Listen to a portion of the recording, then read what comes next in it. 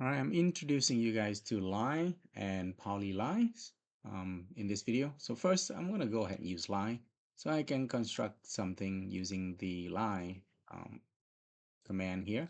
So I can draw something like that, and that is using the line command. If I click on one of the section, you can see that it's just that little section is being highlighted blue. When I select more, all of them are going to be. If I select all of them, or I can select this little section, that's the only section that turned blue.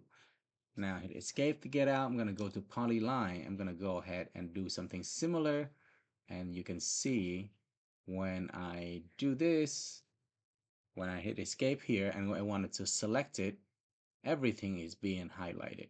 Okay, so that's the difference between line and polylines. All right, and of course you can trim them just like the regular one.